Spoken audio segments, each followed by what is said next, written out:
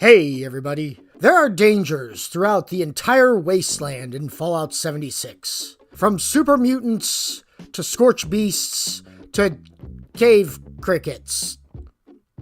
Cave crickets, sure, why not? There are also dangerous factions that roam around Appalachia. But which one is the biggest threat? That's the question we're asking today. What is the most dangerous faction in Fallout 76? Let's get into it. The Blood Eagles. The origins of this group is widely disputed. Rumors say they're an old biker gang, but if you talk to former Blood Eagle Beckett, he tells a slightly different story.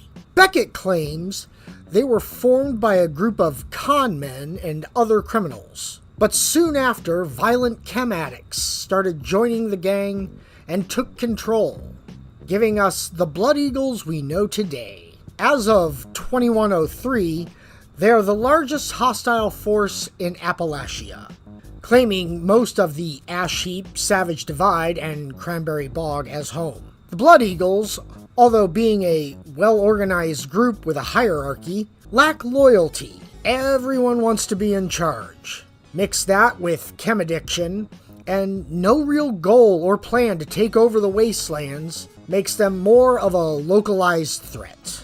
The Blood Eagles are more focused on chems than taking over the entire wasteland. Give me my drugs. That should be their motto. Being only slightly more dangerous than the next group on this list, the Mothman Cult. Prior to the Great War, the Mothman was just a legend, but due to radiation and obviously some disgusting mating rituals, the half-man, half-moth has been thrusted into existence. The Mothman Cult has been around long before the Great War. They would hold rituals to try and summon the wise Mothman, who was told he could predict the future. Then, on October 22nd, 2077, the day before Nuclear Armageddon, Brother Charles claimed the ritual was a success. He claims the Mothman told him of a great flood the next day, and they were to seek higher ground on the rooftops at Point Pleasant. So, like a bunch of idiots, they defied that and went to Lucky Hole Mine. In retrospect, they most likely would have been turned to dust or scorched ones if they would have listened. But that's not the point. The point is, they can't follow simple instructions from a supposed deity. Like the Blood Eagles, they keep mostly to themselves, praying at shrines, and waiting for the Mothman to give them more knowledge that they'll obviously screw up and ignore. In my opinion, the Mothman Cult is the least threatening faction in all of the Wastelands.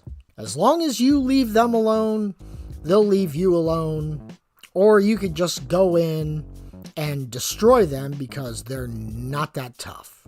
I saved these two for last because they're a little more involved with the entirety of West Virginia and not just pockets of it. These two are most likely the biggest threat. The Enclave. The Enclave was created by Secretary Thomas Eckert. So when the early warning came that nukes had been deployed, Congress fled to the White Springs Congressional Bunker, thinking they would be saved. This was not the case. All non-Enclave personnel were rounded up and shot. After the death of the Secretary of Treasury due to radiation sickness, he said with air quotes, Thomas Eckert declared himself leader of their little enclave.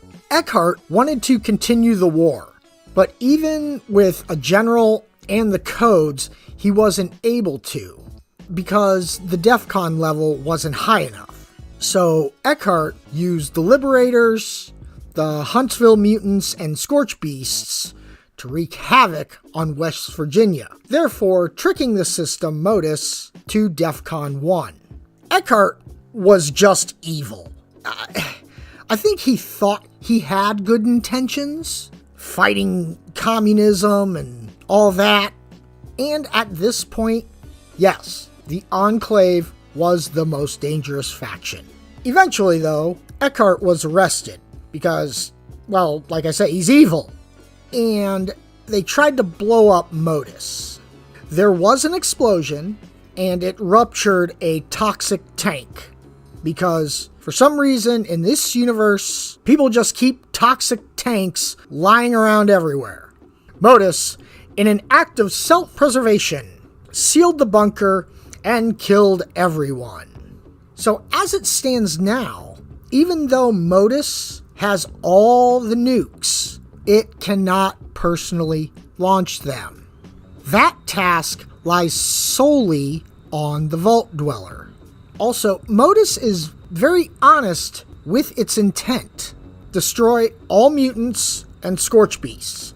That's what they want to do. If Modus was a D&D character, they would fall under the alignment of true neutral or lawful neutral. Modus doesn't care who launches the nukes, just as long as their agenda of destroying mutants is fulfilled. Also, if at some point the DEFCON level moves, it doesn't matter if they have nukes or not. Modus is programmed to only launch nukes at DEFCON 1. Therefore, they are not the most dangerous. You may start writing in the comments now. Because you know what's coming up. But not for the reasons you think. Give me a second. We went through the Blood Eagles, the stupid Mothman Cult, and the Enclave, which only leaves one faction remaining. The Brotherhood of Steel. Yes, I am calling the Brotherhood of Steel the most dangerous faction in all the Wastelands. Here's why. The Brotherhood collects all tech and weapons. They claim they're protecting the people from themselves, when in fact they're just making people weaker.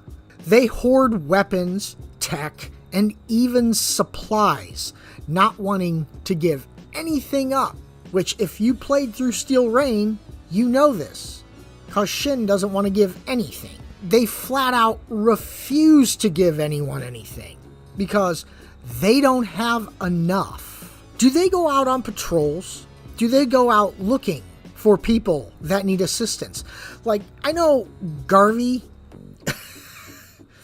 he was a pain in Fallout 4. Yes, but he actually cared. There's another settlement in need of our assistance. He wanted to go out and help. Those people did come to the conclusion that, hey, we should join the Minutemen. But that was on them. That's the only thing I'm giving Garvey. He liked to help. He helped everyone.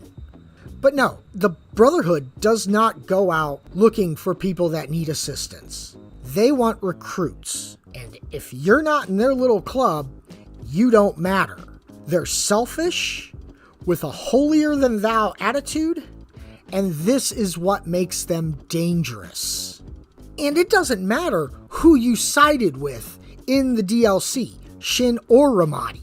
Ramadi is a traitor that wanted to start a new chapter of the Brotherhood, and Shin is not only stuck so far up his own ass, he's broken and not fit to lead a tadpole scout troop, let alone a faction that is one battle away from controlling nukes.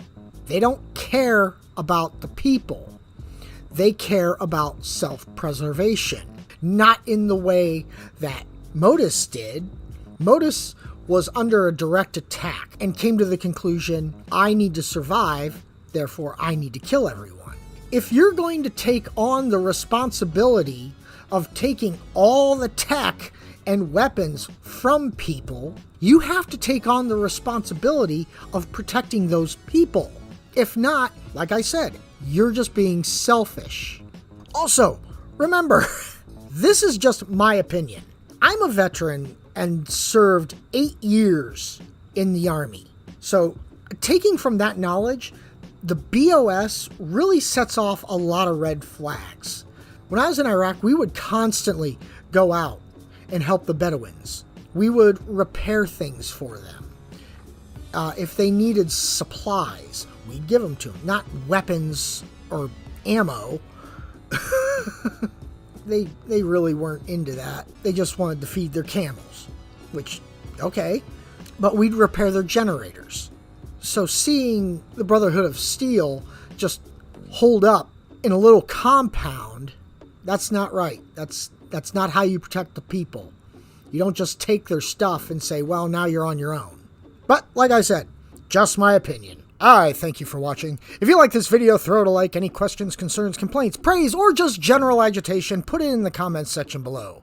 If you're new here, please consider subscribing. Remember, be safe out there, and as always, a good day.